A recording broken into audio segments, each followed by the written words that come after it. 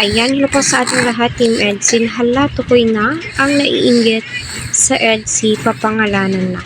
Yan po yung topic for natin for today's video. O, baka sabihin naman, wala naman naiinggit kay Beyonce. Ay, naku, wala nga daw, Sure, oy, meron ang dami.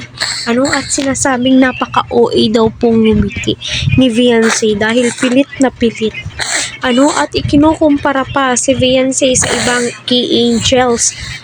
My God, iba-iba po yan sila ng personality, pleasing personality.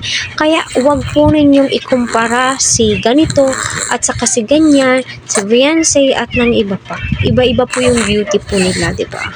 Kaya, sarap mong pangalanan dito sa ating channel. Ang sarap mong ipin, Buti na lang wala kang mukha sa profile mo. Kung meron lang, ewan ko na lamang po talaga, nakakapanginig balahibo yung mga ganito. Sinasabing napaka-OA ni Beyonce, napaka-ganito ni Beyonce. Ay, nako. Tiyak na iinggit lang kayo dahil nga sa ang ganda ng bahay, milyones, hindi basta-basta. Sabihin natin na deserve nila yan dahil sa ugaling meron sila.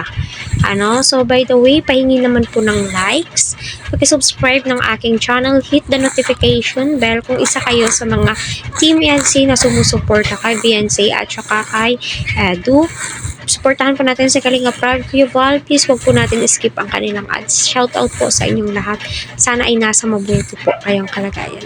So, minsan kay sarap patulan yung mga bashers.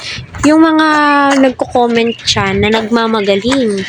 Kasi, my God, wag po tayong magmagaling. Kasi, isa lang po yung pinanggalingan po natin.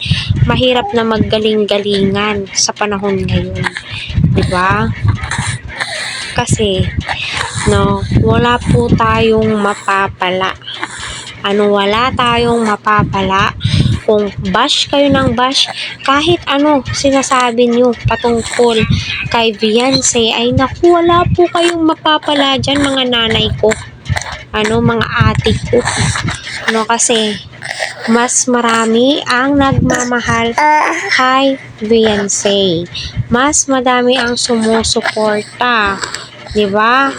Kaya kung isa kayo sa mga nanggigigil, ay nako, tigil-tigilan nyo na po yan. At isa pa, tigil-tigilan nyong ikumpara si Beyonce sa ibang K-Angels.